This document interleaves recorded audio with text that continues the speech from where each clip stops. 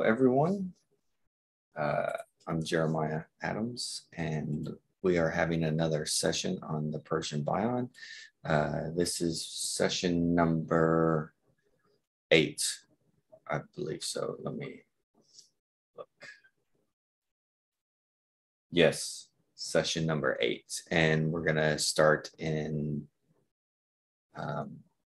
Vahid 5, the Bab 1. Correct, Peter? That's correct. All right, excellent. Let me just share the screen, and then we will go from there. Do you have a list of the original plan for what readings we were going to do? I'm just wondering if you have that, if you could put it up on the screen so we could all look at it. I have, it says week 8, Vahid 5, pages 253 to 297, and then it says 44 pp. I don't know what I think it stands for page, correct? Yes, 40 pages, okay. 44 pages. Yeah. 44 pages. Okay. Yeah, that's correct. All right. Let me put the notes up. So in other words, we are on target. Yes. Yes, we are. Good. I like that. Yes, I'm actually impressed with the amount of ground that we've covered. All right. Let's see. Does everyone see the notes?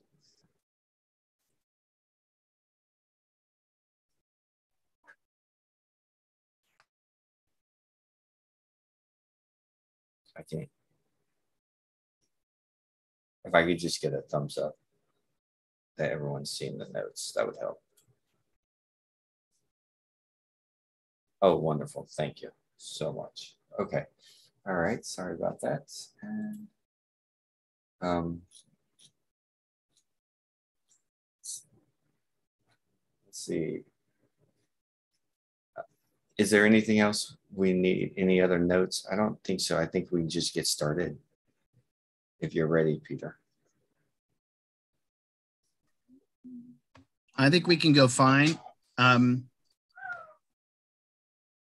have 2 small people who are in the room with me, not right near the speaker, but if their vocality is distracting at some point, then please raise a hand and I'll ask them to mute themselves. and we'll see how successful that will be. It's understandable. All right.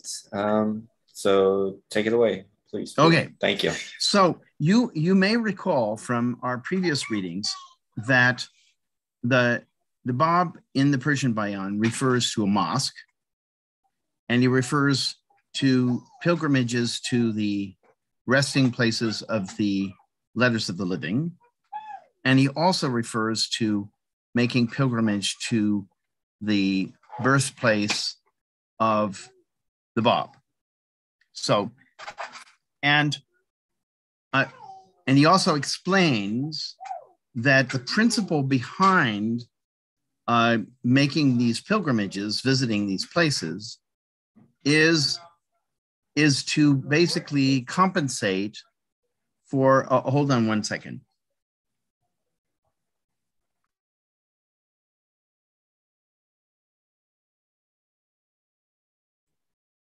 While Peter's doing that, if anyone has any questions or comments, please remember to drop them in the chat or raise your hand. And that'd be the easiest way for us to know who to go to. Thanks. Yes, because that way we can make sure that everybody who has a question actually has it addressed, rather than only those people who unmute themselves. And so it works better that way. So to return to this question, is that there are quite a few references to places to visit that are going to be spiritually satisfying or enabling the spiritual life of the believer.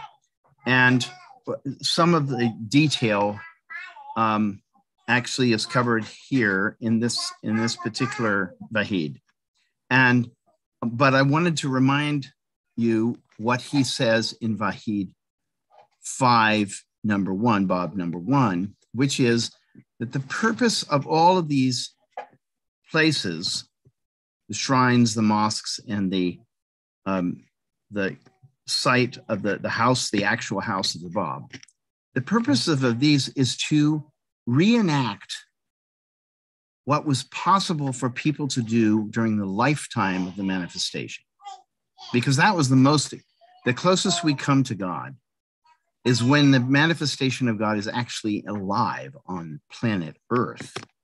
And this is what, there are many references both in the writings of Bab and Baha'u'llah about how special this time is when the living manifestation is amongst us, and how blessed are the souls who are able to come into direct contact with the manifestation.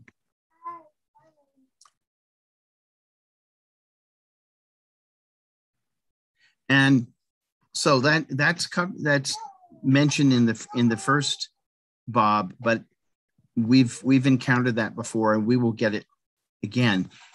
The Bab is very helpful in explaining to people that there is no advantage to building large, ostentatious, expensive locations that are basically designed only for believers. We may have this impression when we see pictures of the Kaaba in Mecca, or we see pictures of St. Peter's in Rome, or we see pictures even of our houses of worship, that these are somehow emblematic of our values as people of God. And they aren't. They're simply symbols that are taking their placeholders for our adoration of the manifestation. He's not around, but we can go to this particular place together and honor his presence, and the fact that he is present in all the other worlds, simply not in this one anymore. So in Bab 2, he talks about the 18 mosques that should be built, one for each of the letters of the living. And I'm going to anticipate there are going to be questions about, well, where are the 18 mosques of the letters of the living? Well, he's talking about principles here, really. He's talking about the core believers, the apostles of the manifestation are deserving of having places where people can go and honor them because of the tremendous impact that they have on all future believers. But there wasn't enough time. There wasn't enough time to build mosques for all of those mosques or places of that would commemorate them. And but it's an important principle that he sets forth about honoring those who have been the pioneers, who have been the trendsetters, the flag carriers in the faith of God. And that this is a pattern that we've seen in previous religions, so we should expect to see it both in the Bayan, and we should expect to see it also in the faith. Then he, another thing that he points out is very, very important that we understand the whole purpose of having these shrines is so that we will prepare ourselves to recognize the manifestation of God, him whom God shall make manifest, who is Baha'u'llah. And where if we don't recognize him, then we missed out on the entire purpose of building those buildings. That was the aim. And actually, I think Baha'is have had a pretty good understanding of that, because we often have made the point that the Mashriq al-Askar is it's a sign of the existence of Baha'u'llah. It's a silent teacher is the term that's been used very often, even in newspaper articles. So we do understand that, and we must simply remember that when local communities have a Mashriq al-Askar, it's always going to be a way of bringing people into a relationship with Baha'u'llah. Then Peter, I think we have a question from yes, Don go ahead. in regards to this. So do not finish by giving this your attention means we can start with attention to or find meaning. Say it again. The question I believe is, so do not finish by giving this your attention. This is what's being number quoted. are you looking at? She doesn't reference that. It just says means we can. So it's in Bob 1. It's just before, actually includes notes 601, 602, 603. No, just after those notes, 601, 602, 603 in the text.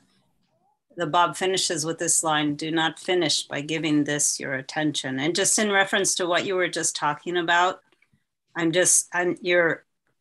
thinking while you're talking and thinking that this clarifies this phrase, do not finish by giving this your attention. So, in other words, I would say you just got started. We're not over here. And in fact, Bob 2 is going to go into a lot of detail about what is the nature of the mosque and how many mosques are supposed to be built and why are they supposed to be built and what's the whole purpose of a mosque anyway.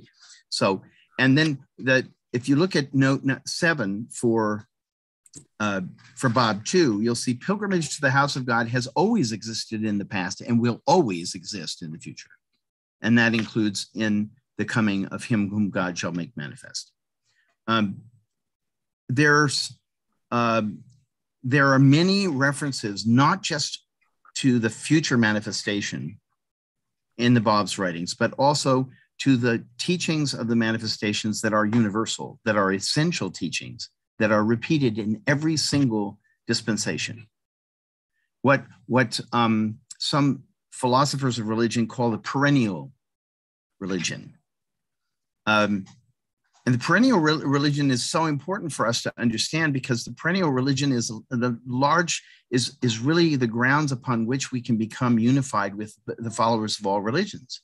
We share this corpus of revelation that goes back thousands of years, and the essential teachings of that revelation have not changed. It's just the secondary teachings that were addressing a particular time period. Those changed. And this is a very important core teaching because this was discernible by some people in the past. But as we know, since there's so many followers of previous manifestations who decided that revelation ended with their manifestation, then clearly there was not a profound grasp of this truth that the essentials of revelation are going to stay the same, and that the new prophets will come and reaffirm those. So now we go in Bob 3 and we go into the calendar. And I believe that we did some covering of the calendar in the previous, or maybe we just started, did we start this Bob last week? Because I remember covering something about the calendar.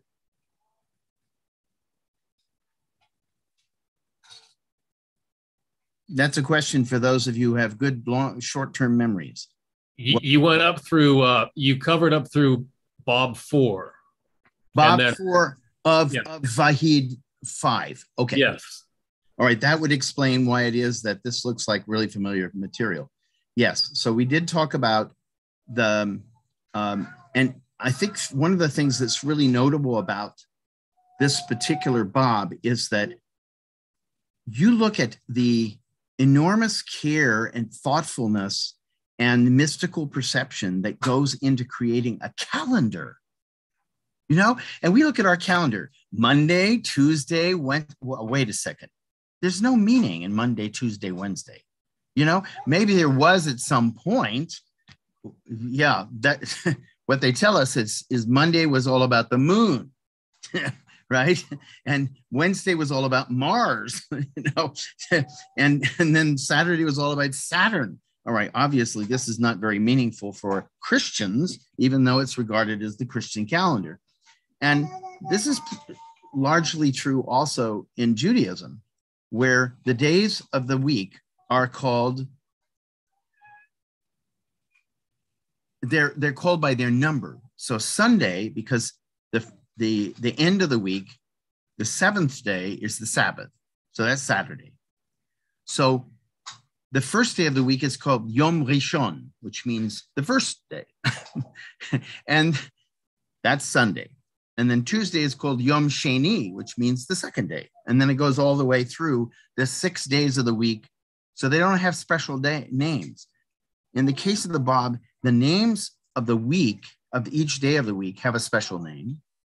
And the months all have a special name. And then he creates this, you can get really into this. This is one of the reasons why I recommend to you that you get this book by Gerald Keel about the Baha'i calendar, is because it talks about the cycles. There are these fascinating cycles of 19 years that the Bab came up with and that Baha'u'llah also approved. So the calendar becomes, we're grounding ourselves in a notion of time that is infused with spiritual characteristics.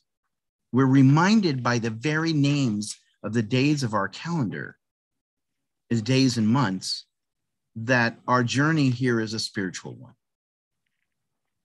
We don't have a separation between secular and sacred. And a lot of people would like to know, why would Baha'is bother to have their own calendar? Why can't we just use one of the calendars that already exist? None of those calendars adequately honor and celebrate God, basically. And this calendar does. So there are many things that he writes about the meaning of the different months and of the numerology, which we don't need to go through here. You've got notes on it. You've read this, Bob, so you've come across them yourself. I would recommend, because the experience of our personal experience of the Babi calendar is so ubiquitous. It happens to us all the time, especially for those who are fortunate enough to be able to attend the 19-day feast. When you teach the faith, or when you are asked a question by somebody who's interested or curious or even disapproving, this is a good place to go. It's a really good place to go, because there's something very neutral about a calendar. Nobody's threatened about that. It doesn't tell you how to live your life. It doesn't tell you what to believe in. It's simply structuring time. And to actually go here and talk about, well, what are some of the parameters of this calendar? Because the Bab goes into the spiritual significance of the days and of the names. And so I recommend that this is good. These are good passages from the Persian Bayan to make note of, so that you know where to find them again and you can share them with other people. And the other thing is that it would be enormously enriching for the Baha'is in your community to know these things. They may know very little about the spiritual background of this calendar and about the fact that the Bab went into quite some detail about it.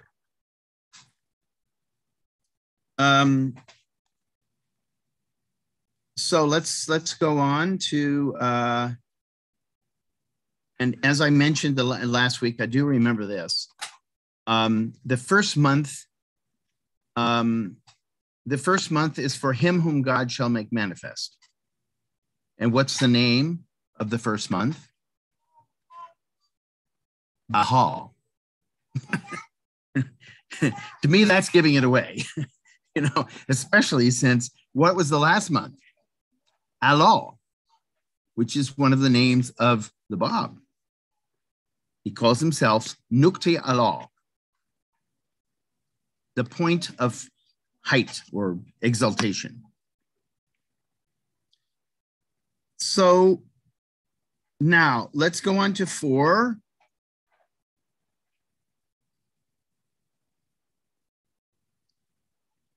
This is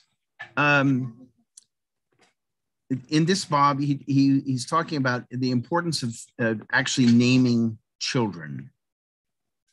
And now, initially, his reason for naming children is so that the names will be pleasing to him whom God shall make manifest, because all the children, all these Babi children will have names about the attributes of God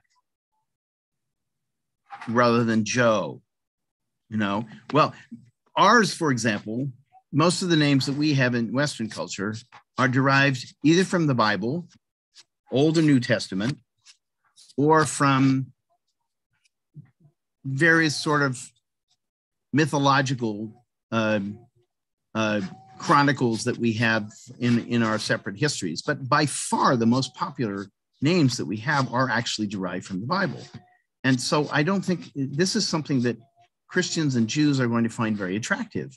The idea that you would name your children according to the names of either leading followers of your faith or the names and attributes of God.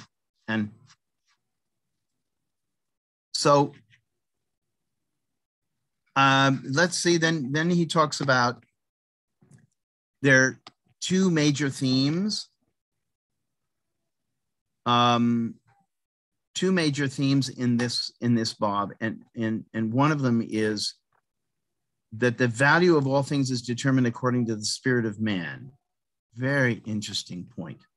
If a human being is pleasing to God and doing the will of God, that means that the environment is going to be happy with him.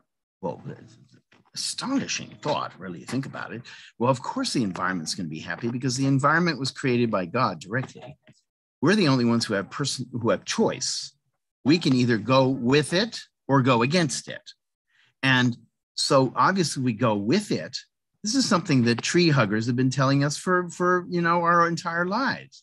If we live in harmony with nature, then nature is going to love us back.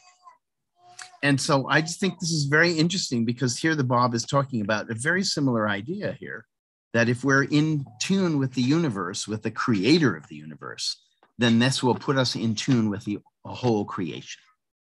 And the secondly is talking about what is the essence of the religion of God. If you can look in previous scriptures and you will not find a discussion of what is the essence of religion in the Quran. You will not see you can divine it if you want. If you go through that mindset of trying to figure it out for yourself, okay. But he's explicit. He straight out says, this is what's most important.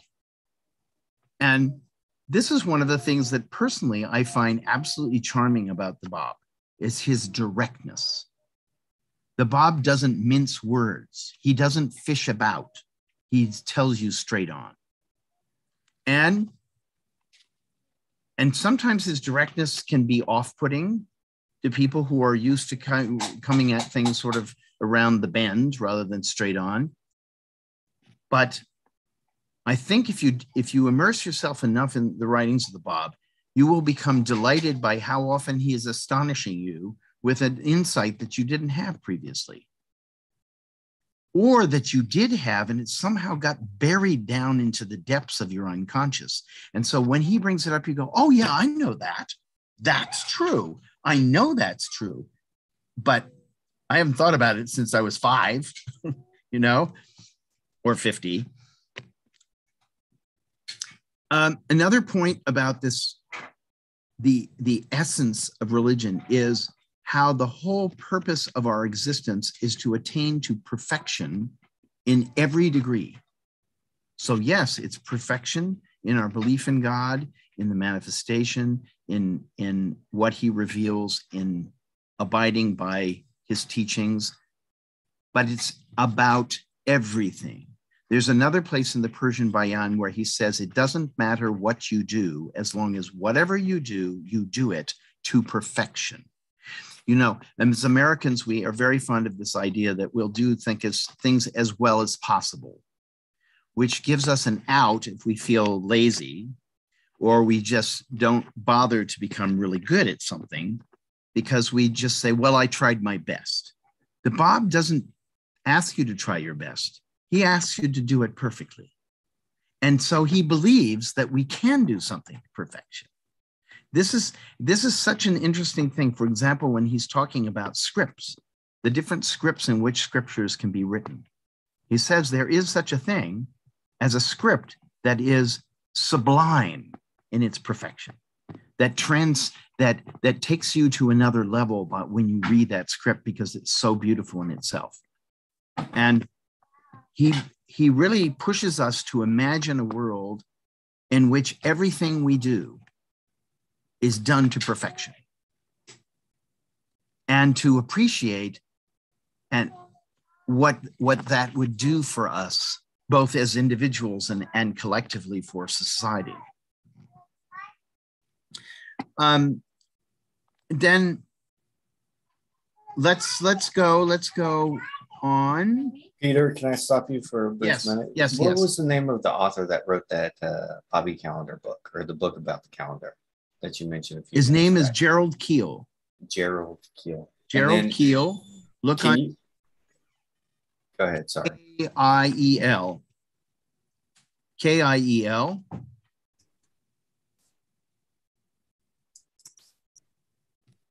And it's a book on the Baha'i calendar. There are not a lot of those. So if you look at the Publishing Trust, I don't know who published it, honestly. It might have been George Ronald. So you might look at George Ronald, see if it's there, or just look on Amazon. Amazon's got everything. He just completed a revision, a second edition. Time and the Baha'i Era, a study of the body. Time and the Baha'i Era, a study of the body calendar. By Gerald Keel. Yeah. Yeah, that's it.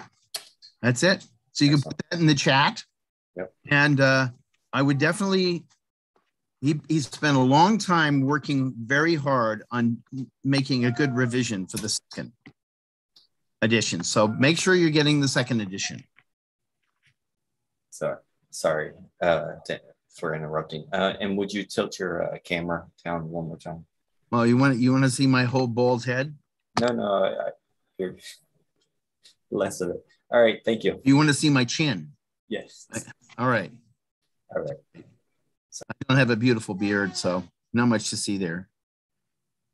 So let's go to 5.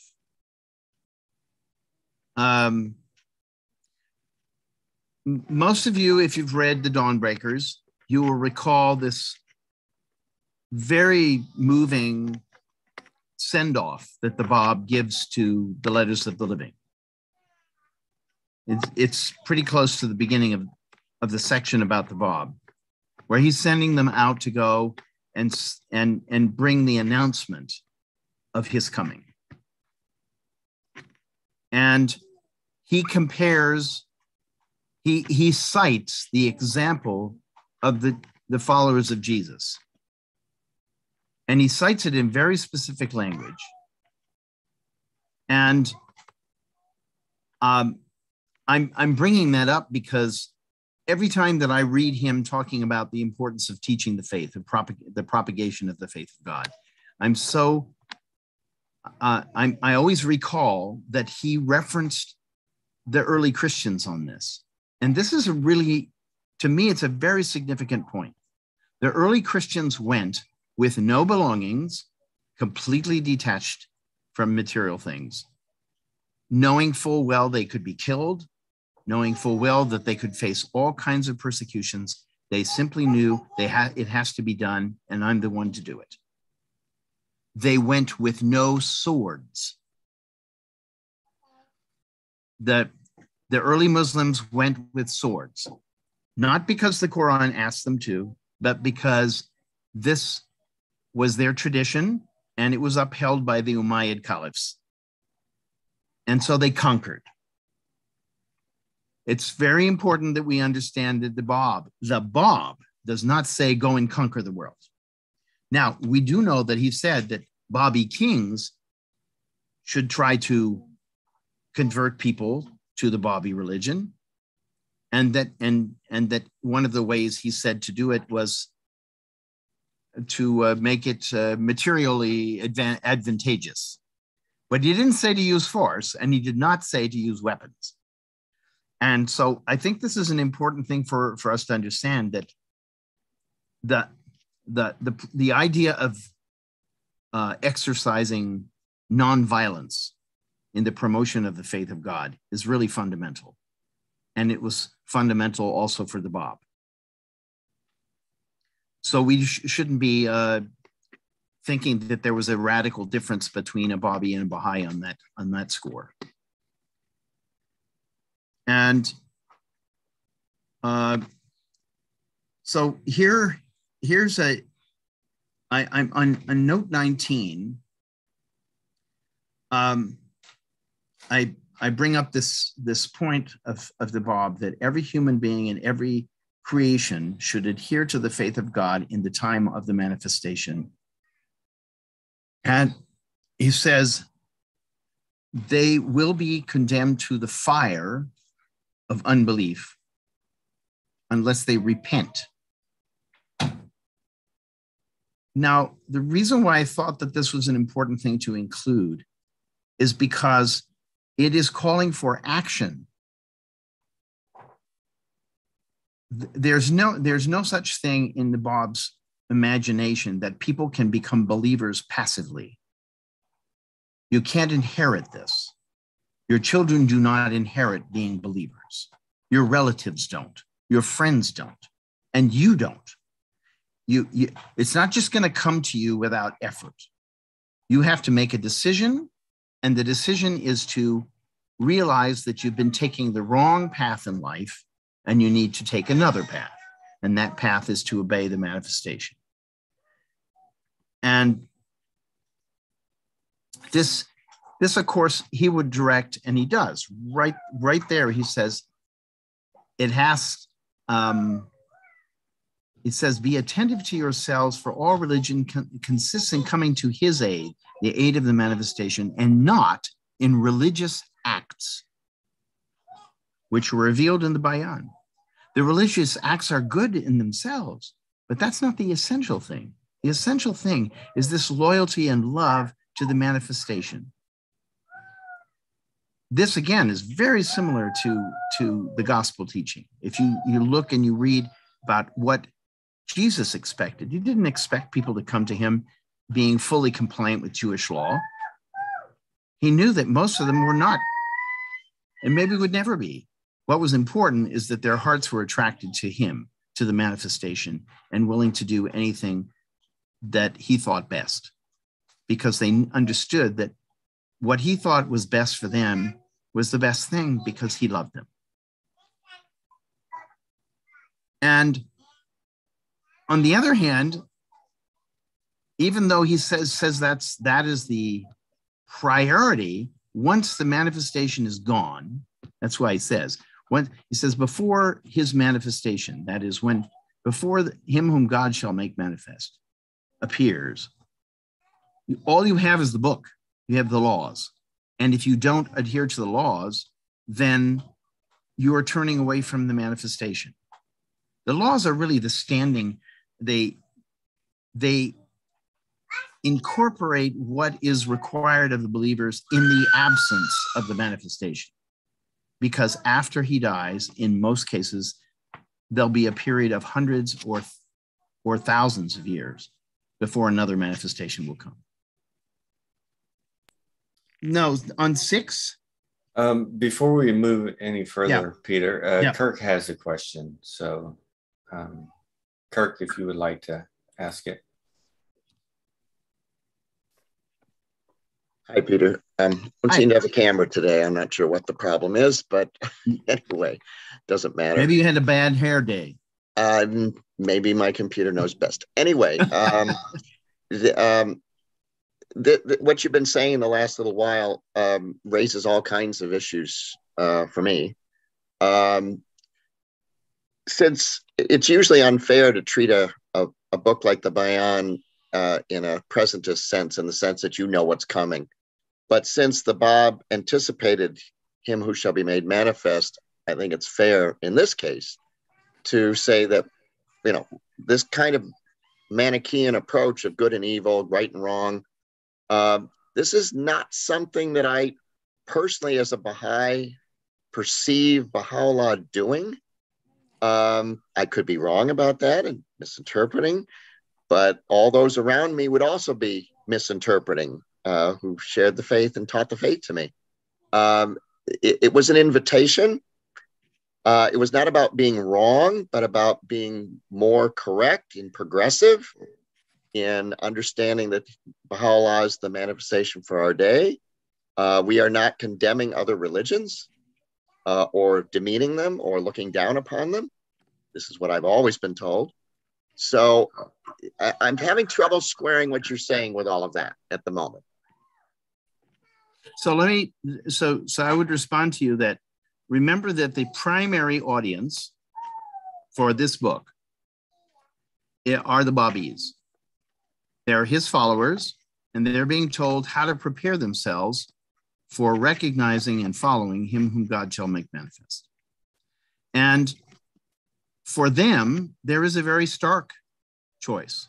They either, because he's made that so clear throughout the Persian Bayan, if you recognize him and you follow him, you are following me and you're doing the right thing.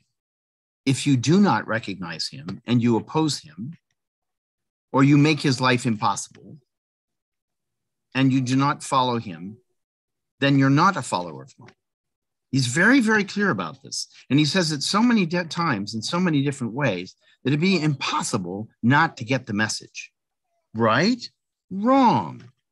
Because the major contingent of those Babis who did not follow Baha'u'llah, we know most of them did, but the major contingent of those who did not were people who were very well schooled in the Bayan. They knew the Bayan inside and out. They knew what the Bab had revealed about him whom God shall make manifest. And they deliberately rejected Baha'u'llah's claims. And the chief, what the Bab would call the first letter of the fire, the first letter of denial, was none other than Baha'u'llah's half-brother. And that's why you see in Baha'i histories and you see in the writings of Baha'u'llah, his repeated attempts, even in the very last book that he revealed, to try to win Mirza Yahya back to recognition of himself. And so for those people who reject him whom God shall make manifest among the Babis, the Bab has already made it clear, you're not Babis, you're not my followers. And I repudiate you. It's also important for us to see the historical consequences. The Azalis, the followers of Mirza Yahya, became very much involved in politics in Iran. And their politics ended up being extremely divisive, being extremely damaging to the Baha'is, because the Baha'is were seen to be followers of the Bab, principally. That's how it was taken. And so because there were these bad apples who were saying, let's get involved in politics and let's change the country using the methodologies of politics, then this came to color the Baha'is, and it does to this very day. The Baha'is are called Zionists. The Baha'is are called communists. They're called all kinds of names that are political in order to discredit them, because there is this memory that there were some who were associated closely with the Babi faith who turned against not just the government, but turned against the clergy. And as you know, Baha'u'llah forbade turning against the clergy, fighting with anybody, and forbade also disobedience to government. So there are consequences when you have people who make the choice to completely reject what it is the intention and the purpose of the manifestation to reveal. That its very purpose was of the Bab in the Persian Bayan was to prepare people to recognize Baha'u'llah. So those people who reject Baha'u'llah have completely missed out. It's not sort of it's not a partial, it's not a little misstep. And like I said, it had huge historical consequences, which may very well still be afflicting the Persian Baha'is to this day. When you have a united community, where a community of faith is completely united and in harmony with itself, it has tremendous power. When there are divisions that erupt in that community, it loses the power. And it loses the power to attract, it loses the power to keep the faith of those who are members. It causes all kinds of doubts to appear in their hearts about whether this can really be the faith of God, because, well, I ran into Baha'is over here who say that. And then people over here that say this. And so this is, again, the Bab is very emphatic about how damaging this kind of disunity can be. But this is talking about a particular historical situation. It would be a mistake to read this into an interpretation of Baha'u'llah's teachings. Baha'u'llah has Baha'u'llah has the message for, in effect, the next cycle, not just the dispensation, but the next cycle. We've moved into new territory. The Bab was preparing people to recognize that starting of something new. And that's why he talked so often about him whom God shall make manifest as being the superlative manifestation. So it would be, and this is, by the way, one of the reasons why Abdu'l-Baha recommended that Baha'is not translate or even publish the Persian Bayan until after the Kitab-i-Aqdas was published. For the simple reason that otherwise the assumption of the people around them in Iran will be, oh, you're Babis. Because you're Babis and you are saying that getting involved in politics and being involved in armed conflict are okay, then this Baha'u'llah fellow is really, he's out on a limb.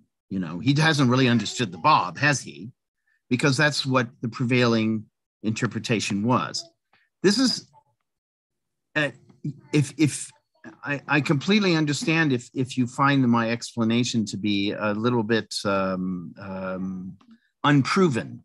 So I would really recommend to you that you read de Gobineau, or you read the other writers in Europe who are writing about the Babi and Baha'i faiths, because they mixed them up all the time.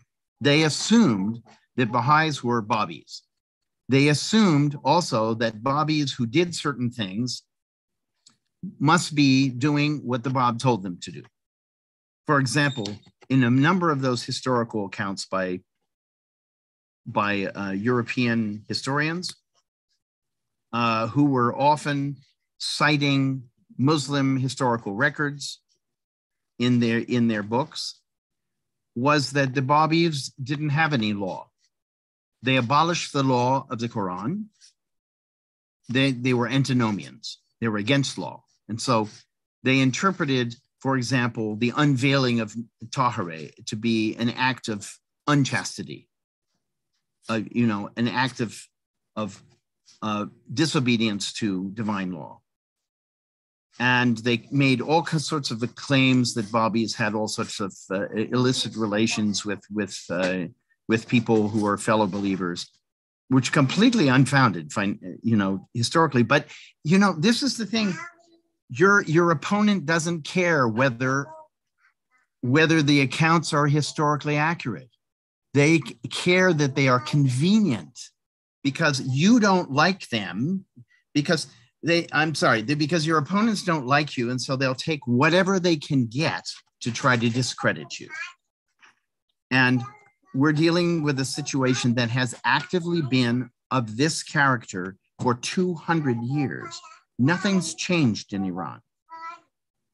The Iranian Baha'is are as much under attack, are as much disapproved of as they were in the time that they were Babis. And the only thing that has changed is that the rest of the world is not ignorant anymore. Most of the rest of the world actually knows the Baha'is didn't do the things that are claimed for them, that they were not immoral people, that they have a code of law that they follow, that Babis and Baha'is are not the same. The rest of the world understands that. But in Iran, it's not the case. And certainly not among those people in power. Peter, can I ask you one question kind of along those lines that I recall during the reading of the Dawn Breakers, is that, when you had the Letters of the Living, specifically, there's one story in regards to Hujat, where he was able to, when these individuals would speak to the congregation, so to speak, thousands of people would automatically become Babis. Yeah. I don't see a parallel in today's day and age to that kind of thing happening. Do you understand what I'm saying? No, there is a parallel. There is a parallel. No, this is the interesting thing. I don't want to cut you off, but there is a parallel in India. It happened in India in the 1960s. Travel teachers went out through the Indian villages and they told people about the faith, and millions of people became Baha'is. Millions. Way more than ever became Baha'is in Iran. But just like... Doesn't that say more about the culture in which they are as opposed... No, I think... Okay. No, and this is why. Because what happened to all those people who became Babis? What happened to them? They disappeared. You remember the story of Palm Sunday in the Gospels, where Jesus is coming in to Jerusalem on a donkey, and he's being surrounded by Jewish people who believe that he is the Messiah. Thousands of them are going with him and saying, "This is our Messiah. He has come according to all the prophecies. He's come." And a few days later, he's crucified. What happened to all those believers? We call them fair weather friends. Okay? This has happened every time. And the people who are the true believers are the ones who will stick it out and sacrifice their lives for the faith. That's always been true. It always will be true. And sure, eventually you come to a point, Baha'u'llah promised, and we have this promise reiterated by Abdul Baha and Shoghi Effendi, that this time around, the world's going to get it. This time, humanity will embrace the faith of God and will implement the teachings of the manifestation. But he doesn't say it's going to happen tomorrow, and he doesn't say it's going to happen without a huge amount of sacrifice on the part of both the Baha'is and the general public. On the contrary, we always seem to pick the wrong way, the hard way, to get there. So that's what I would say, is that the mass conversion to religion is not something new, and it's not something that necessarily bodes. It's not necessarily a sign that things are going to get better a lot earlier, a lot sooner. It's a matter of when it comes, rather than, and what's the long-term response, long-term result. I think Kirk has another question. Well, I hesitate to bring this up, but there's so little opportunity for me to even talk about this in other contexts with Baha'is or knowledgeable Baha'is that I'm going to go ahead, and you can just pass on it and say, no, this isn't the No, time. I'm not going to pass on it. But anyway, it digresses from the Bab, to be honest, but it's more about Baha'i. When I reflect upon the burial practices in the Akdas, crystal coffins, wooden coffins, no cremation, etc. It occurs to me that this can not be done for billions of people. And therefore, there are two possibilities that occur to my mind, which are not the limit, but they're my limit.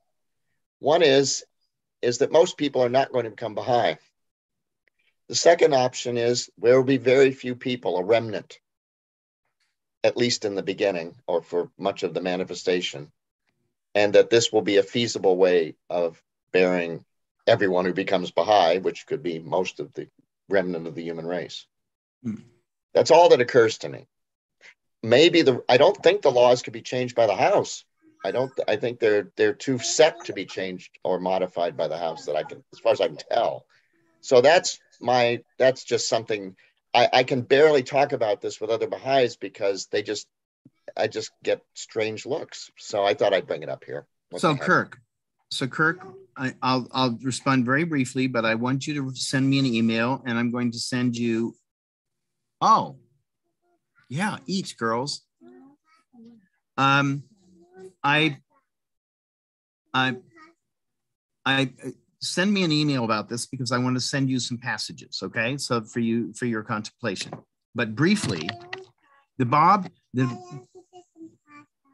ask somebody else, okay, to serve you. Okay,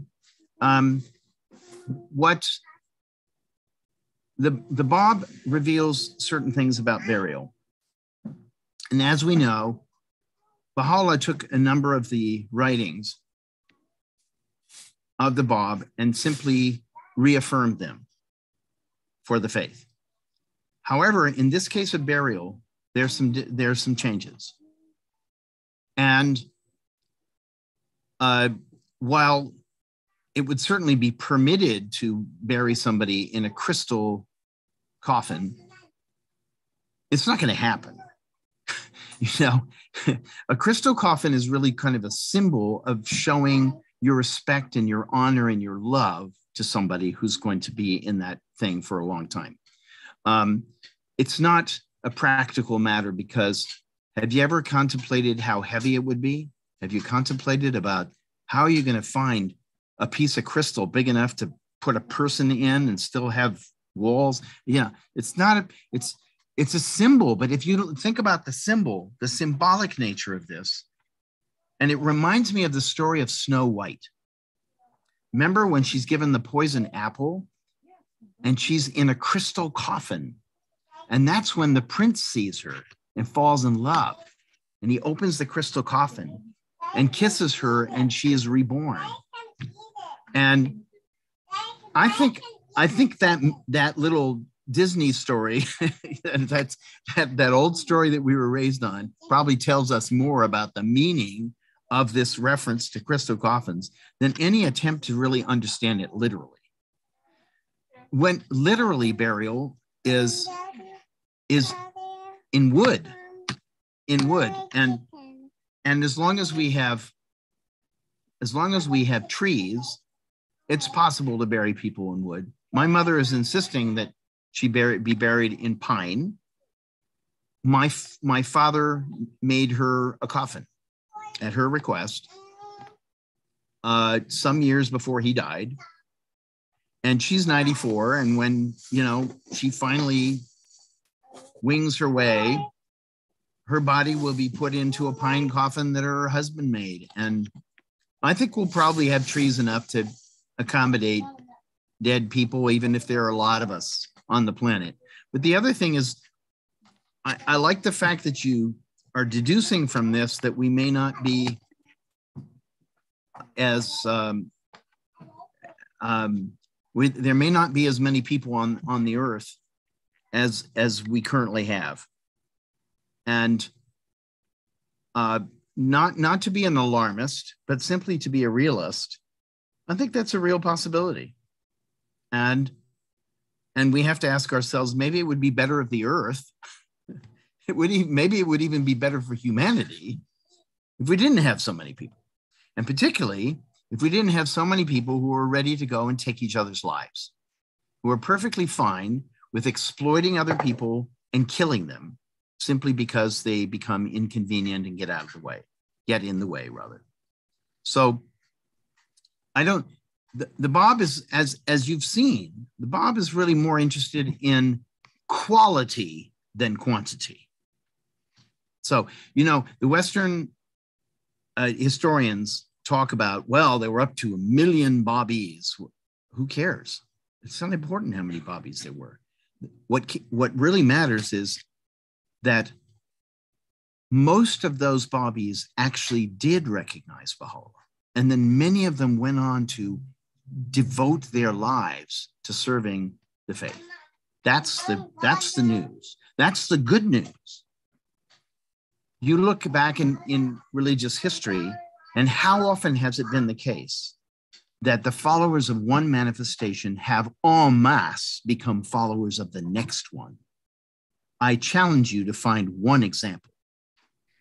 Well, never been that close together to do it, mostly. I mean, you wouldn't have been able to.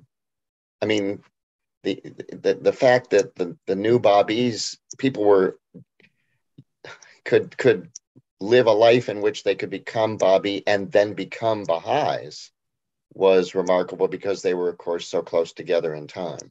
Yeah, but just being close together doesn't necessarily bode well. Let's put it that way, because you can be close in time.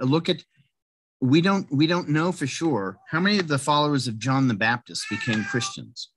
How many we do know that a whole lot of the followers of Sheikh Ahmad and Sayyid Kazim did not become Bobbies.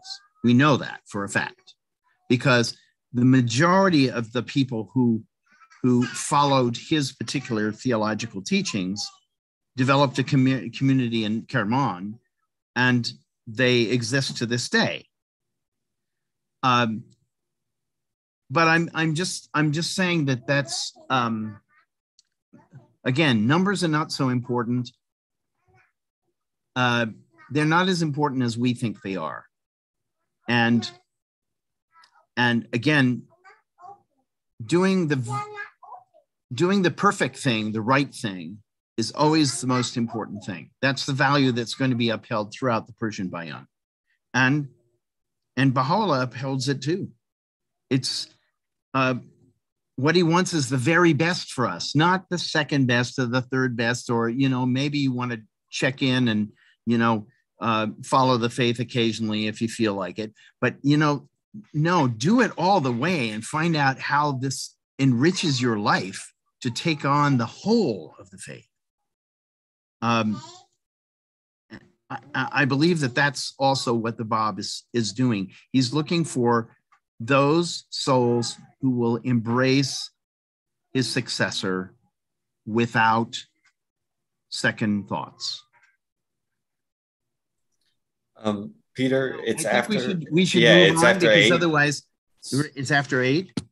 Yeah, so an hour to do. the Well, rest of it. 16. We can do it. Okay. I know we can do it. But again, we won't rush this process. We'll simply, after giving you a sermon about quality, I'm not going to push you to have quantity, okay? So let's scroll down a little bit so we can see as much of 6 as possible. Oh, that's very good. Okay. So 6 is talking about property. This is it's very interesting, because we are living at a time when the whole concept of personal, private property is very much sort of is up for debate, and is the cause of much concern for various people. And the approach taken, especially by the Bab in the Persian Bayan, is that during the lifetime of the manifestation, everything belongs to him, because everything belongs to God. And so it belongs to the representative of God. That doesn't mean that the manifestation is going to go around, collecting, deeds to your property. It's not its purpose. It points out where the real rights are, where the real, the significance of ownership has to do with your relationship with God. And we tend to think that ownership is all about some sort of, some kind of a human contract. The law says if I pay for a certain property and it's released in my name, then that belongs to me. And then now the government can tax me for it instead of taxing the previous. It's a human endeavor. And the Bob is constantly reminding us that everything that we do in life is a divine matter. Everything is connected to God. And it has to be done in conformity with his will rather than our own will. And so my notes are basically summing up what he put in much more detail, is that all transactions should be carried out with his permission, according to his principles, according to his laws, according to his concept of what is right.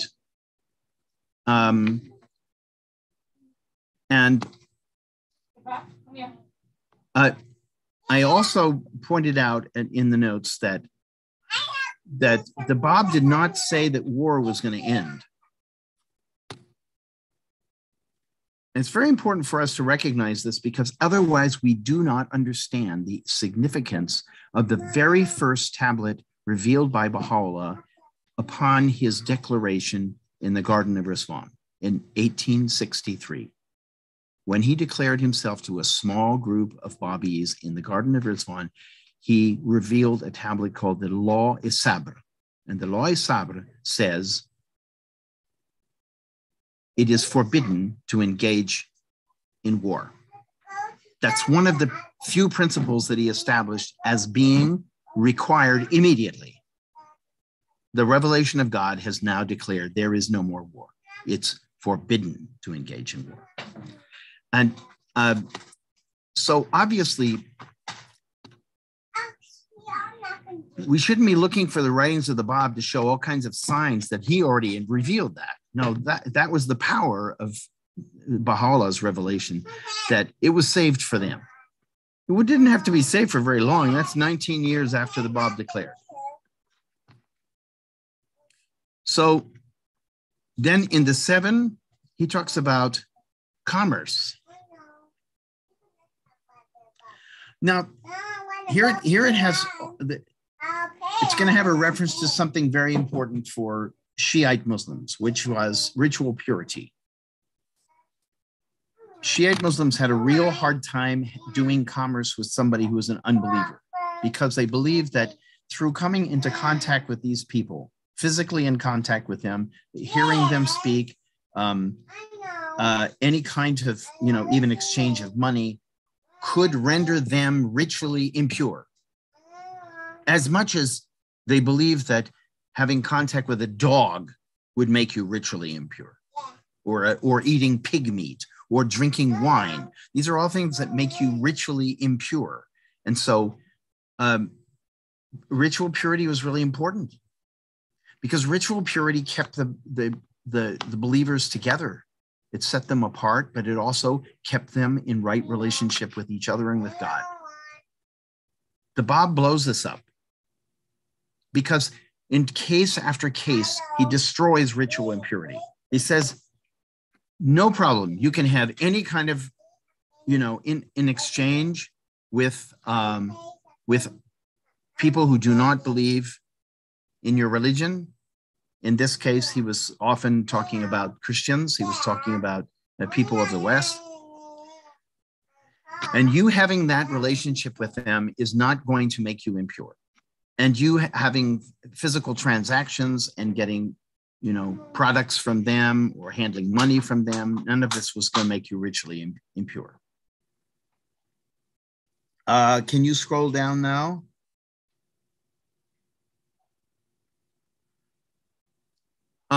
then of course he has to say this.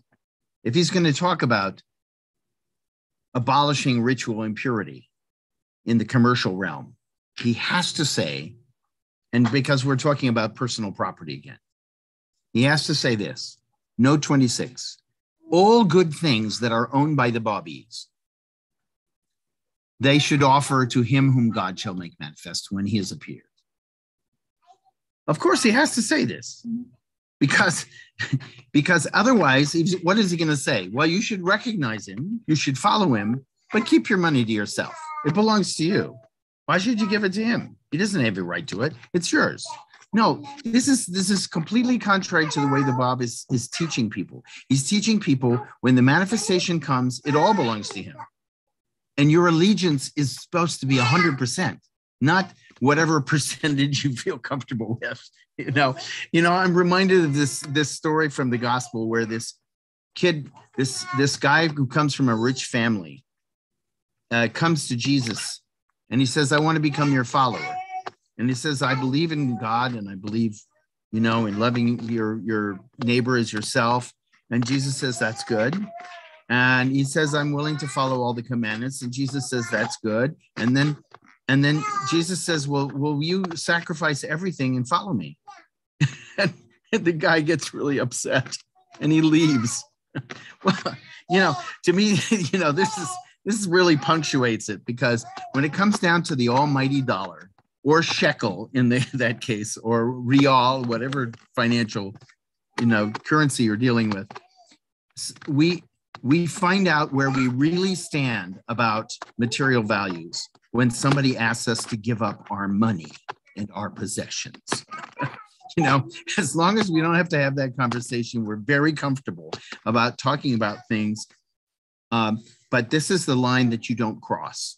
And the Bob crosses it. He definitely crosses it. He definitely says that when you give loyalty is 100%. Now in 8, we have an interesting requirement. All Bobbies are to read at least 19 verses of the Bayan every day, and they may read as many verses as they wish. And then for those Bobbies who cannot read, they have a certain verse that is revealed for them to recite 19 times to fulfill the same requirement. One, I think a beautiful indication of how the Bob is thinking about everybody, because most of the people on the planet, when he reveals this in 1848, do not read. Most of them would be deprived of the blessings of reading the Word of God if it weren't for the fact that he revealed verses to say that they can easily memorize that fulfilled exactly the same obligation. It is God who is my Lord, and I give nobody partnership with God, which is really the essence of the message anyway. So I bring this up because if you've read the Kitab Aqdas, you know the Kitab Aqdas says that if you are loyal to the covenant, you will recite the Word of God in the morning and the evening every day. So the Baha'u'llah not only reaffirms this, but he adds the fact that you need to do this before you go to bed. You need to start your dreams with the Word of God in your mouth and on your lips. And then in note 30, you see this reiteration that the verses of him whom God shall make manifest are infinitely superior to those of the Bayan. That particular passage that I cited there is actually quoted by Baha'u'llah in Epistle to the Son of the Wolf. Now, something weird happened to my screen. Let me try to, no, I didn't want that. Let's see. Oh, let's see. Oh, here we go. No? I'm sorry, I'm having viewing issues here at the moment. Right. Maybe, possibly. All right, let's see. Give me a second here. I'm having a little difficulty seeing. I'll restart the Oh, here. No, it's okay. It's fine. Okay. I solved my own problem. What I've never gotten used to touchscreen laptops because we touch things, whether we want to or not, and then something happens to the screen. We don't know how to go back to the place we were before anyway. So so yes, so Baha'u'llah actually cites some of these passages from the Persian Bayan in the Epistle to the Son of the Wolf, especially about this, the fact that it is better to recite or to read one verse of the Bayan, one verse of him whom God shall make manifest than all of the Bayan. That kind of insistence that the revelation of the next manifestation is of the highest priority imaginable for us to recognize and follow. Mm-hmm. Now, let's go to 9.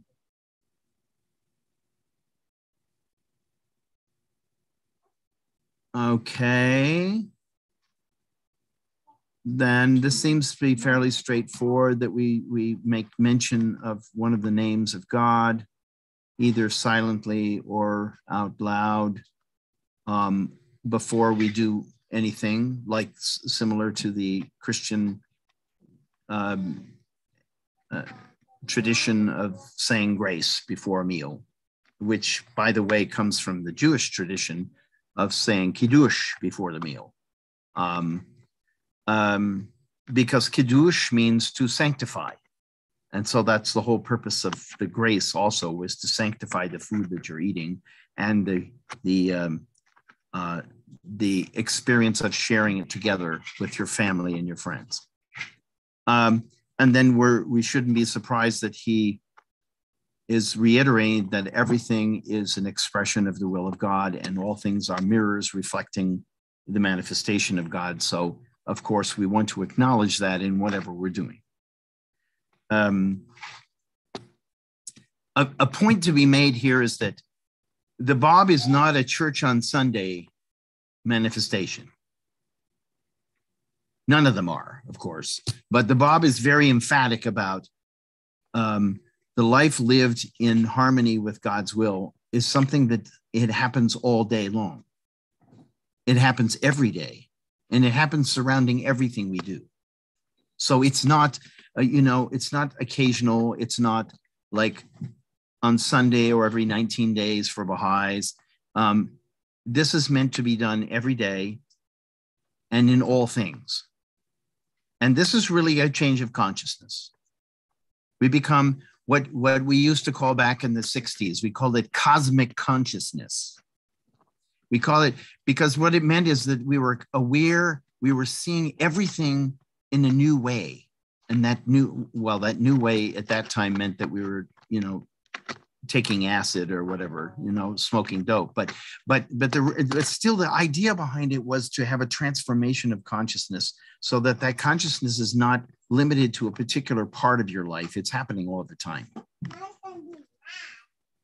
So we would be very wrong if we were to look at the Bab as being in any way antithetical to a mystical approach to life.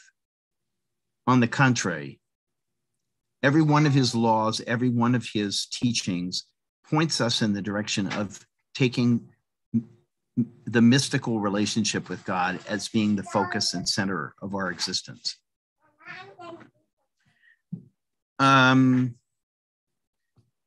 Number 10 is going to be something for people to, I think it's going to be very, very interesting for people to explore in the future, because you also find it in the writings to talk about the existence of something and its action, its manifestation in action, in deeds. As you know, Baha'u'llah says deeds are much more important than words.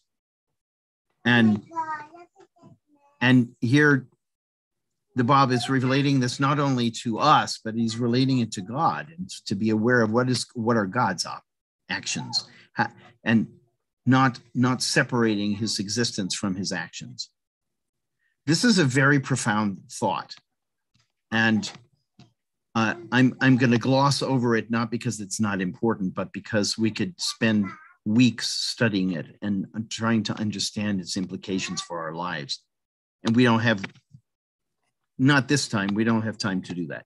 So then I'm going to go on to 34, which is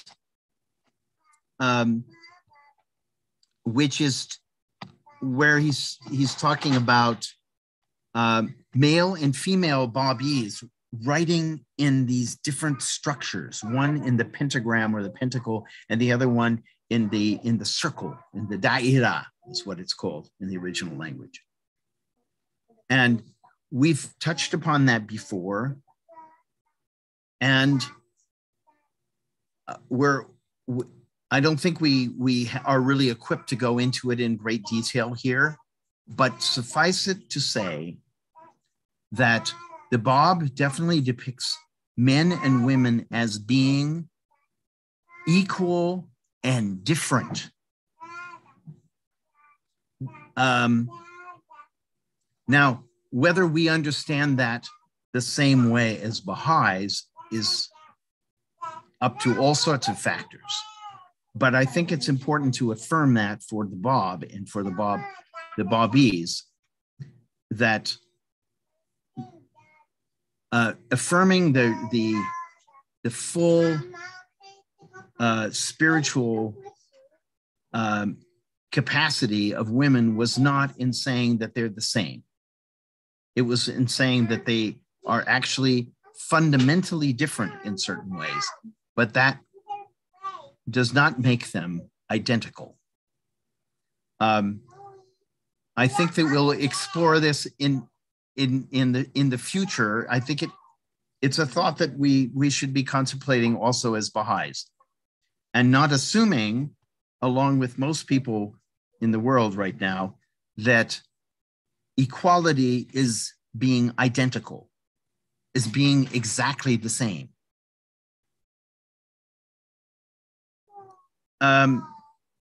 Let's go on to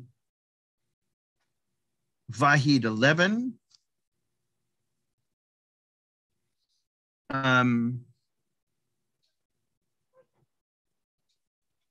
This is interesting. For some reason, my notes are reproducing accents that were unintended. So not too many of them, only babe. I see what happened. Probably I tried to add accents to all the references to the Bab, and then it added them to babe as well. So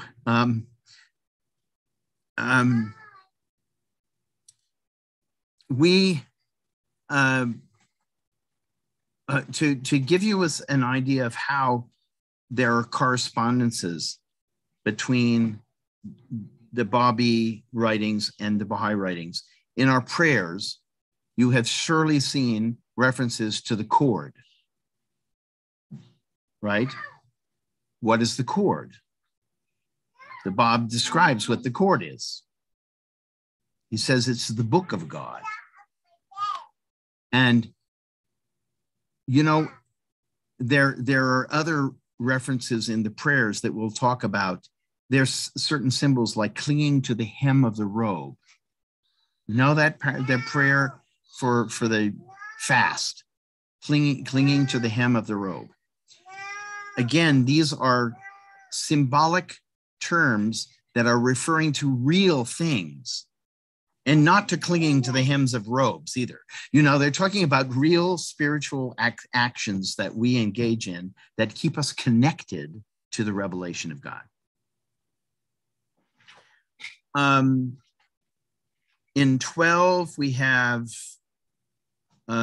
talking about the visible body and the inner nature.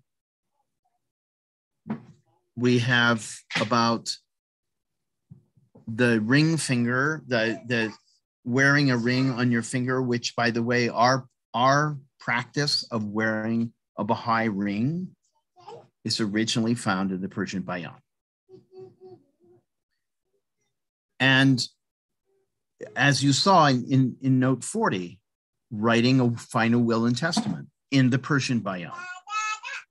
So if we were to make a comparison, if we were to go and look for a comparison between those laws which are found in the Kitab-i in the Kitab-i Aqdas, and we were to look throughout the writings of the Bab, we would find almost all of them present. And there's a verse in the Kitab-i Aqdas that explains why. And I'm going to start with that when we have our next session. I'm going to give you that verse and give us an opportunity to talk about that verse, because in some ways that verse is unprecedented. We simply have never had a manifestation before who has reiterated most of the laws of his predecessor, but who has also left out a whole lot of laws and has been given the express permission to do that by his predecessor.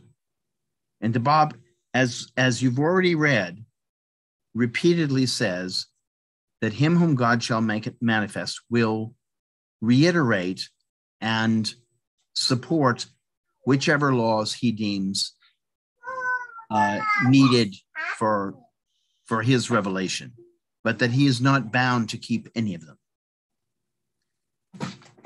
And one understanding of this is to say, yes, we understand that his authority and his consciousness of the time in which he lives enables him to make that change. But what I think is just as remarkable, and maybe even more so, is that he chooses to keep so many of the laws of the Persian Bayan, and laws which initially, here we are, a couple of, not even 2 centuries after the revelation and of the Bayan, and we have a hard time understanding what's the meaning of these laws. How are they relevant to creating a world civilization? We don't get it. And it's okay that we don't get it, because our consciousness is going to change so much. I'm reminded of a passage where the Guardian said that it was only after 100 years that the Baha'is would come to understand the true meaning and implications of the will and testament of Abdu'l-Baha. 100 years. And when did that end? Last year, 2021. And so if you think about it, well, maybe right about now, we might be able to read that book and understand the meaning of what Abdu'l-Baha has said in there. Let's see, let's do 13. How much time do we have? 15 minutes, 20 minutes? We are at, a couple of minutes until the half-hour mark. And then if you want to save, All 15 minutes. All right, so I think we can get through 19 about in less than 10 minutes, and then that means that the rest of the time we can actually get questions and have any discussion that people would like to make. Of course, here it goes right into the will and testament, which I brought that up before. It was in a previous Bab. Then he's really talking about the will and testament when he says they must make their declarations with perspicacity. Perspicacity is a almost unpronounceable word in English, which is also in French, which is why it was translated that way. But it means wisdom, forethought. deep consideration, right? In other words, don't just write down whatever comes first to your mind. Think about it very, very carefully before you write down that will and testament. And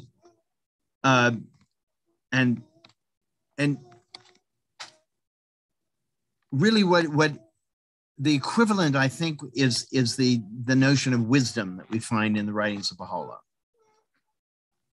I haven't actually seen this passage in Persian, so it may even be hikmat, because hikmat is the word that's used most generally in Persian and Arabic to talk about wisdom. But as you know, Baha'u'llah says to do everything with wisdom, and certainly drawing up a will you have to do with wisdom. And then, of course, the conclusion of the will and testament, the purpose is to have in mind him whom God shall make manifest, both for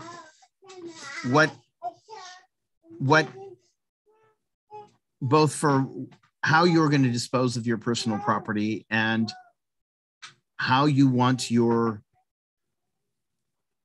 heirs to understand what the purpose of your life has been. You see, people in those times wrote a will and testament that declared their religious faith.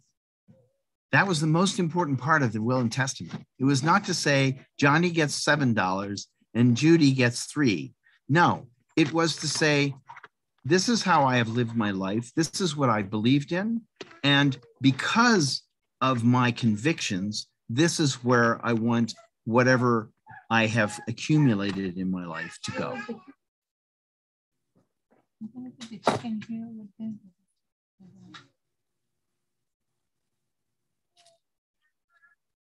So in the 14th,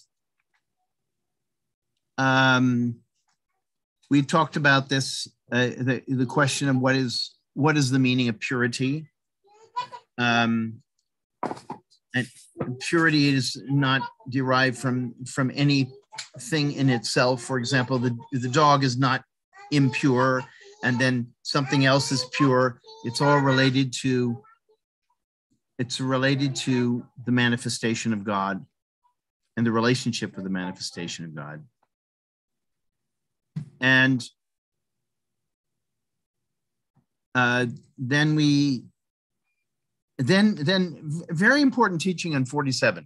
Nothing in the Bayan is more beloved of God than neatness, purity, and cleanliness. Go looking in the Baha'i writings. Go use Ocean or something else and look for this subject, and you will find Baha'u'llah saying the exact same thing. Purity in the sense of cleanliness is very highly regarded by Baha'u'llah. And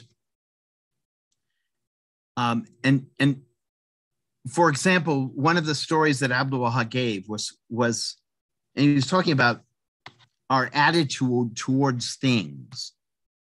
Instead of seeing the imperfections and the whatever was repellent to us, we should be noticing what is beautiful and what is attractive to us. And so he tells the story of the dog who has died, and then people were talking about how disgusting he stinks, and he's rotting and so forth. And then Abdul Baha says, yes, but his teeth are so beautifully white. And as Americans, we think, well, this is about power of positive thinking. Well, yes, it is. It is, but it's also about something much more profound than that.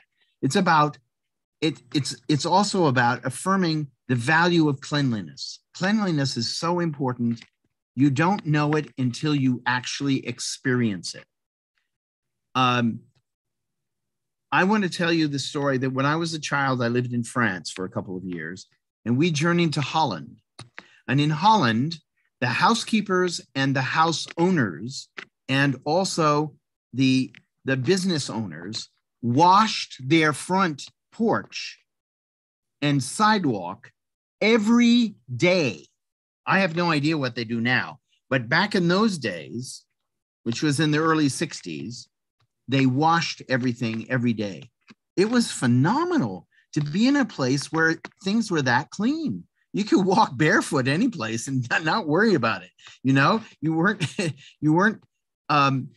you know, this pattern that we've gotten into in so many cultures of having to take off our shoes at the door because our shoes are so filthy. We've been out in such filth.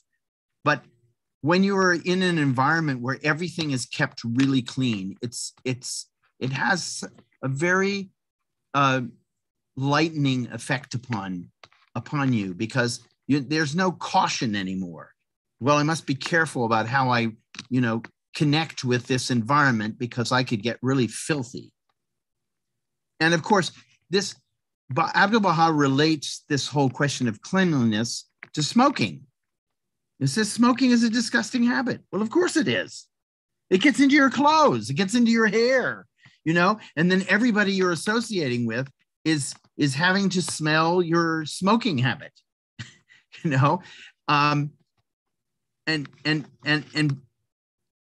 Abdu'l-Baha also talks with such praise of a group of people. He doesn't name them, and they're the Sikhs, because it turns out that they are the only people who actually fit this description, who are very cleanly, who are very pay very close attention to being clean themselves and having clean environment. So it's interesting to consider that at the same time as he's changing the ritual laws of purity and saying you must never reject somebody because you consider them to be basically intrinsically impure, at the same time he's upholding the value of cleanliness.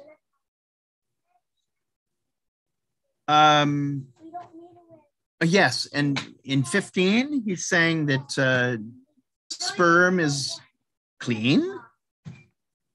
Again, as you know, there are all sorts of taboos about various substances coming out of human beings. And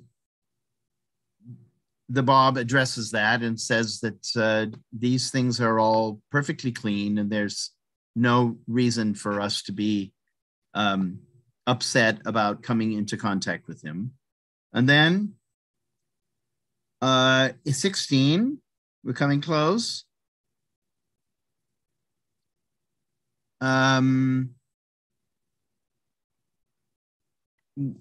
I think I can sum this up in saying that this is talking about the relationship of the Babis to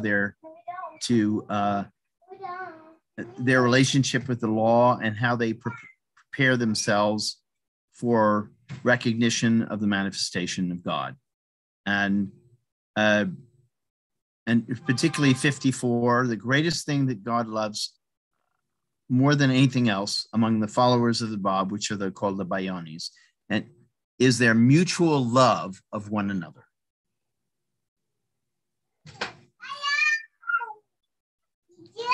Now, we know that we find that in the first epistle of John, in the Gospels, and rather in the New Testament, and we find that also throughout the Baha'i writings, particularly in the writings of Abdu'l-Baha. Let's move on quickly so that we can have some discussion. 17 is talking about the prayer of 95 times a day, saying a particular phrase. Well, as we know, of these phrases that were originally said by Babis, there's one phrase that has been chosen by Baha'u'llah for all Baha'is, males and females of any day in the year. It's Allahu Akbar 95 times.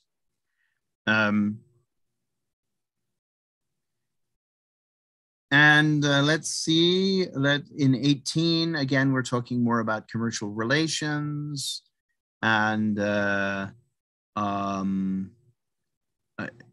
interesting point. You know that the Bab was involved in commerce. His uncle was a merchant, and he worked with his uncle for a number of years. And clearly he understood very clearly that commerce is part of the world and it's very important for religion to have an influence on people's commercial behavior. And so I think it's an important thing that he says right here that those engaged in commerce are entitled to make a profit, and those who lend money are entitled to make a profit or make interest on the money that they lend, but that they must be inspired by benevolence and mercy of God in doing so. So fleecing other people is not allowed. And an important thing, because as we know, there are all sorts of people who are religious folk who have the reputation of being unscrupulous and unethical when it comes to their finances. Apparently, they've been able to make a radical separation between commerce and anything else. But then, of course, that also happens to politicians who make a difference between politics and anything else, and soldiers who make a difference between being, exercising their work as in the military from everything else. Everybody seems to just have this idea that that religious principles do not govern everything. They only govern what the other guy does and what I do in my time off, but not when I have my job, I'm going to do things according to another set of values. Clearly, the Bob does not agree with that kind of thinking. Finally, there are a number of references to money matters in 19, which we won't go through because I think you've read about this, about weights and measures, about the repayment of debts, about benefiting other people with our largesse, not only thinking about ourselves, being voluntary in our support of other people financially, rather than trying to just make the most for ourselves and not thinking about other people. What's also, I think, interesting from a 21st century perspective is that the Bob there's no trace of socialism or communism in the writings of the Bob. And we shouldn't expect that there would be, because Marx didn't write his first comments as a communist philosopher until 1844. Some of his earliest papers, which were only published posthumously, were actually authored in 1844. And you don't have any sort of an influence from Marxist thinking or even socialist thinking in Iran until pretty far into the 20th century.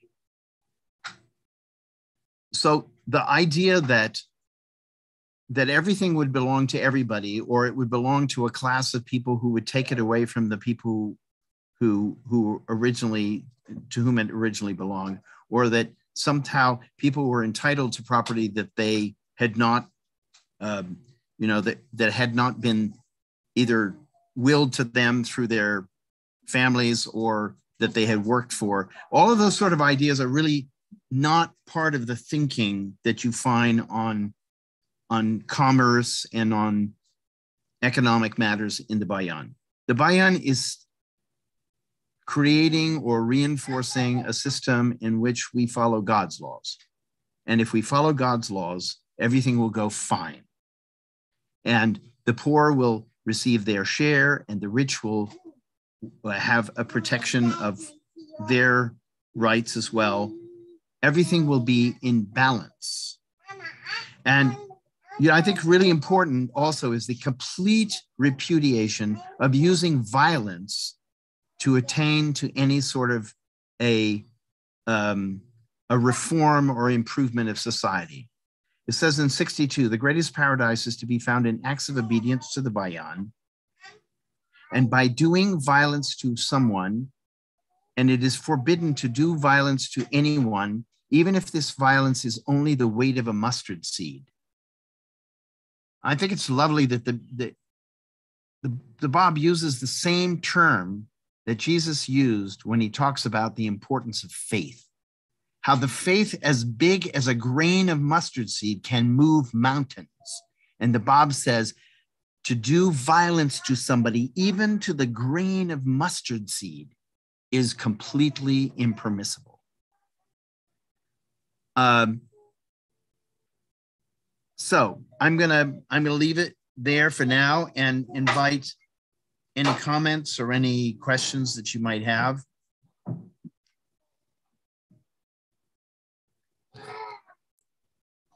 Okay, so whoever has a question, I think we had Lucinda. I think you no, Kirk, you had a question first, and then Lucinda after that. I'll cede my time to Lucinda because I haven't heard her speak, and also to Dawn, who I haven't heard speak. I'll just wait it out if there's time. Thank you. Yeah, and by the way, anybody who wants to email me, you have my email. Email. Really, don't be shy about doing that. I love receiving and responding to emails, even if I do it at 3 o'clock in the morning. It's okay. There's a kind of a recurring notification of something that kind of started in Vahid 2, or yeah, Vahid. Let's see, where is it? It's like the third page of the note. 1, 2, 3, 4, 5. The fifth page of the notes. It says Vahid 2, ... 2. It's number 12. Him whom God shall make manifest, the only one who can interpret the Bayan. It's right below that. The letters of affirmation return to the first letter of affirmation, and the letters of negation return to the first letter of negation. Does that apply to Baha'is now also? Is that, or is that just a description for people back then to understand this concept of don't of returning? Of returning? Not well. Let's see. The letters of affirmation returning to the letter of affirmation. The first person who acknowledged the manifestation, and then everybody that goes past him, that energy comes back to that person. Yeah. And the same is with negation. Is that energy that he talks about, is that just an explanation, or is that something that we as Baha'is also carry? It's an eternal principle of That's what I thought. It's an eternal principle of religion. Okay. And let us consider this.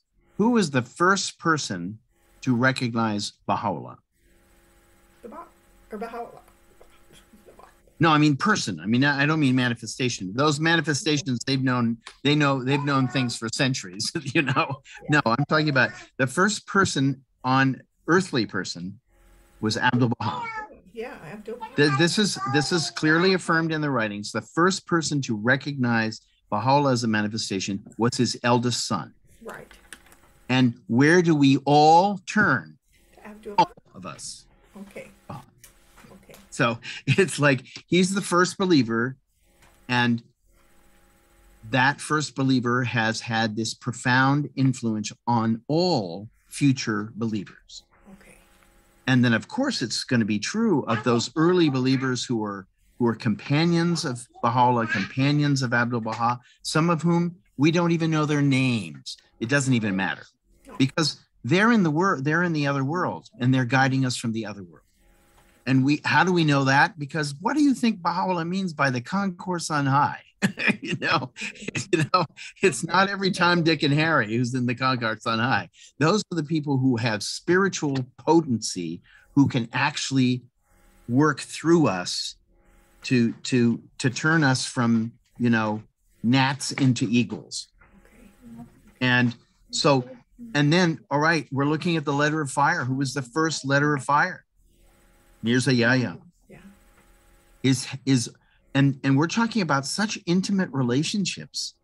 This is one of the things that's both fascinating and uncomfortable, because it for many of us, it recalls our own relationships with our families. That very often the people who are closest to us are the most disappointing, are the most, instead of reaffirming ourselves, who we are and our values, they run roughshod over them with no compassion and with no concern. But on the other hand, it may happen that we have somebody in our family who sees things clearly and who embraces our values, and that is so precious. It's so very precious to us. And you think of the relationship between Abdu'l-Baha and Shoghi Effendi. From the time Shoghi Effendi was a small child, Abdu'l-Baha knew that he's going to be the guardian. And he didn't talk about it with people because he couldn't, because Shoghi Effendi wouldn't have survived, because of all of the infighting in that family and all the jealousy and all of the vitriol and the fact that they already tried to kill Baha'u'llah. So they wouldn't have had a moment's thought to, if they knew that Shoghi Effendi was going to be appointed. So I think this is what it really means in practical, real terms. The influence of these earliest souls, both those who turn for and those who turn against, are what we live with. And we live in this world and in the next world too. And we are returning to them, if Baha'u'llah will accept me, I am going to hang out with Abdu'l-Baha when I go out of this world. Okay. No question. So we have somebody else who had a question? Yeah, we have about 10 minutes. So Don, can you ask your question, please? So one thing we haven't talked about very much that is really continuous, prevalent in the Bab's writings is the numbers and the letters also. And maybe there's a reason for that. Maybe Peter, sorry. Often you're thinking, okay, that's probably an area that needs more time to go into. But I wonder if you could just speak about it a little bit, because its prevalence says to me that it must be very important. I mean, I trust the Bab to be, if he's spending a lot of time and giving important things, essential, fundamental things like what we should do every day and such, applying numbers to those, and certain numbers, obviously 19 and multiples and factors and whatever thereof, but also 5 and the letter Ha. And so they come up again and again and again and again. So it seems to me they come up so often that they must, I wonder if they are actually, in a way, the main text. Like if there are principles within those numbers, kind of laws of the universe, laws of being, that the Bab is trying to teach us, that are even more important than the actual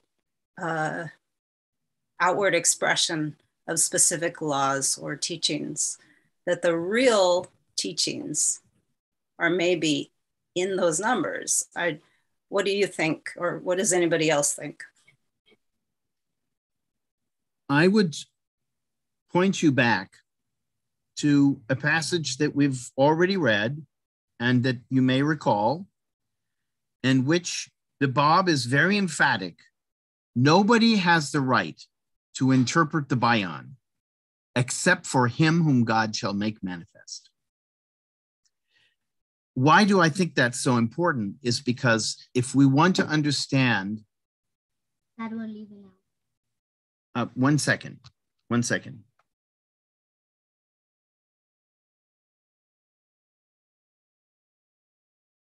You muted, Peter. Yes, I did that on purpose because I was telling my daughter to chill. All right. You need to wait a few minutes. So if we follow this principle, and we really should follow this principle, because if the interpretation of the writings of the Bab is going to be up to every academic or every Middle Eastern scholarship person or every Babi or every Baha'i, it's going to be a mess. I could tell you. And how do I know that? Because I've already read comments made by a lot of people trying to interpret the Bab, and most of the time they just don't get it. They don't get it because they don't understand. It's all about him whom God shall make manifest. That's it. The most important teaching of the Bab is my successor is coming. Pay attention to him. Now, if you look at Baha'u'llah to interpret the Bayan, it's very interesting. Baha'u'llah does not spend very much time talking about numerology. He doesn't talk a lot about the significance of numbers. He mostly talks the number that he talks about as having the greatest significance is 1. We are constantly being told, you must understand there is one God.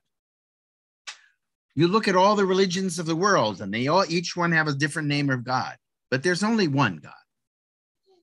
Might call him by different names, but it's one God. And then you have all these different religions, but there's only one religion.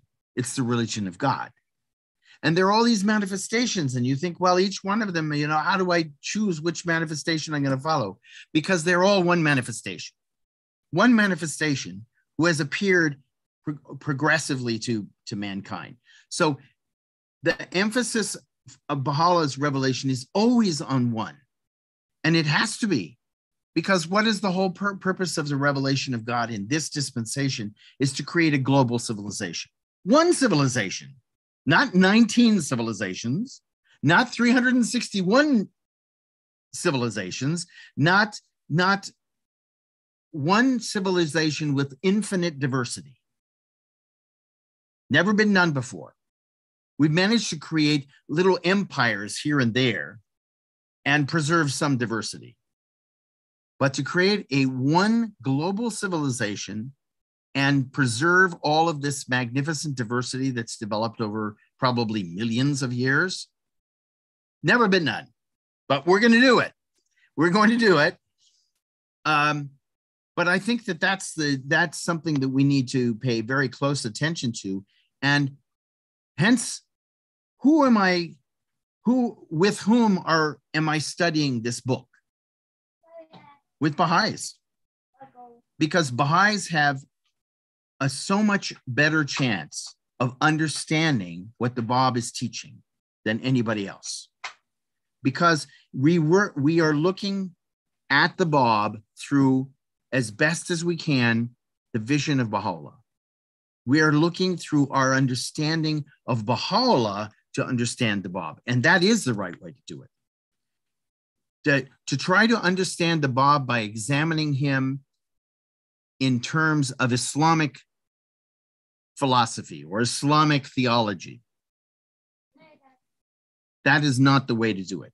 And there are people who have tried, but they're not following his decision, his guidance, which is turn to him whom God shall make manifest in order to understand what I have written here. I hope that is an intelligible response. And I hope that also that it will be inspiring to all of you to understand the following, which is in one of the Wahids we've already read, he not only says, you must turn to him whom God shall make manifest for the proper interpretation of the Persian Bayan. He says you must turn to him and his followers. So this is up to us. It's up to us to correctly understand the Bab's ideas, his revelation, his station, his importance in the whole history of mankind, because we're the ones who have to explain it to the rest of the world. And nobody but us can do it right. I think we should be thrilled to have that honor, to know that this was his intention, and that we're presently engaged in learning how to do it. Okay, Peter, we have just one more minute. So Kurt, do you have a quick question that you think we can get to, or is this something we... I'm just going to make a couple of notations or bookmarks, if you will. I was fascinated by the part about the circle and the star, and how the Bab actually wrote some of the Bayan that way, or some of his writings that way, because I've seen pictures of them. So I just think there's something fascinating about that, gripping about it, on a level of, like Dawn points out about the numbers. There's something going on there that and I agree with you. We have the responsibility for interpretation. I think we have a lot of work to do the interpretation. And one of the ways we're going to need to do the work, in my view, is that we're going to need interlinear translation. So, for example, the word that you drew us to, and which I put in the chat, was just about the word clean. Yeah. I can imagine a number of different words that might have been used there. I can imagine them. Maybe it was just one single Farsi word, but I can imagine shades of meaning there that in the context of the writings might really reveal a great deal about the concept of cleanliness. Because as you pointed out, it's complex. It's not a simple matter of just washing yourself or something. Because if Abdul Baha is going to draw upon that energy to talk about the white teeth of a dead dog, clearly there's layers of complexity and subtlety here. So having the interlinear translation from the Farsi or the Arabic, depending on what language was used, I think is vital to really unpacking some of these meanings. Relying on any single translation would not be sufficient. It's certainly important, but it's not sufficient. So thank you for letting me share those thoughts. Yes, and briefly, most of us who are studying this book would probably find the prospect of learning 2 new languages overwhelming and understandable. And it's not, it's because we have aging brains and we have vast number of conflicting obligations and predilections. It's not the right time to learn languages. Abdul Baha says the best time to learn languages is when you're a little child between the age of 5 and 7. He actually says that, okay? And that's confirmed by Maria Montessori, and it's confirmed by a lot of scientific evidence as well. Human beings learn languages when they're little, much easier. Which brings me to this point. If we want our children and grandchildren to be able to read our sacred writings in the original languages, we better get off our tufts and make it possible for them to learn Persian and Arabic.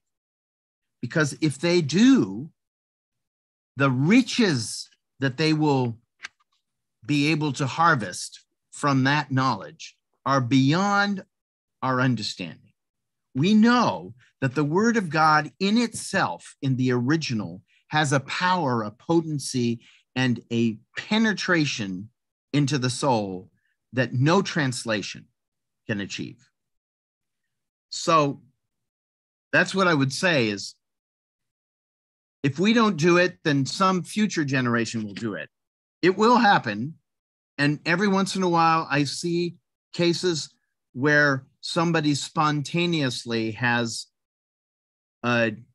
taken the bull by the horns and really dedicated themselves to learn those two languages. And the impact has been enormous on that person's life, but on the life of everybody who comes into contact with them afterwards, because they have that source of illumination in their lives. So, yes, yeah, to the greatest degree possible, immerse yourself in those language. Parallel translations are very important. But like I said, maybe we can offer some, a couple of courses on basic Persian and basic Arabic that will give you the tools to then be able to do further study yourselves. It's not an insurmountable effort. I'd like to make not a counter proposal, because I don't disagree with anything you just said, Peter, but there is another way. And I know it works because as a raised Jewish and chosen Christianity before the Baha'i faith, I used interlinear translations of the Hebrew scriptures and the Christian scriptures. And I don't know a word of Greek or a word of Hebrew in the sense of knowing the languages. And yet those interlinear translations, which are imperfect, I'm not saying that, they create perfection. Even knowing a language doesn't create perfection. It's just your personal view of it. But it allows an access to the scriptures that is pretty powerful. So I think one of the things that we need to do is create interlinear translations of the Baha'i writings as much as possible. That's one of the projects that needs to be undertaken, so that it doesn't require you to learn, don't go to the equivalent of seminary and learn Greek and Hebrew. Because I've met many people who have gone through that process, and it really doesn't help them get spiritual insight. It just doesn't. It's too procedural. It's too material. And it's so shockingly so, considering it's seminary. You'd expect it not to be, but it just turns into that. So maybe, as you say, if you're not young enough, you just can't pick up the languages. But interlinear translations have real value, even for those who think they can speak the languages, or read the languages. So I think it's something that I found profoundly valuable in my own investigation of writings, independent investigation. It's what I'm lacking in the Baha'i faith. I think it's just all right. So really, I want to I want you to leave you with this good news, which is go to Baha'i Library, Baha'i-library.com, and look up Kitab-i Aqdas and look at hidden words. And I believe they're interlinear translations for both of them. Also, I've very recently heard about a website that has a lot of interlinear translations, which once I get the actual URL, I'll be sending it to all of you so that you can have that resource. And some of the young translators who are doing really exciting work of right now in the community have understood the importance of citing the original side by side with the translation.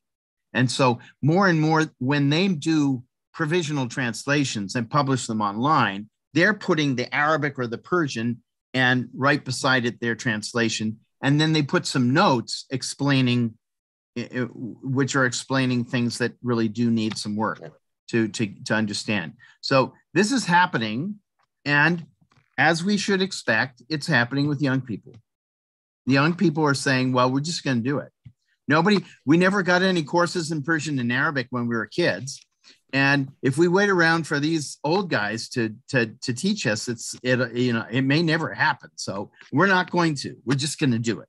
And so we can benefit tremendously from their zeal and their dedication and their joy. I have to say, when you encounter a provisional translation, and it happens to me just about once a week, that somebody will post something that I've never seen before, and the joy that comes from encountering a new text from the Manifestation or from Abdul Baha is just, it's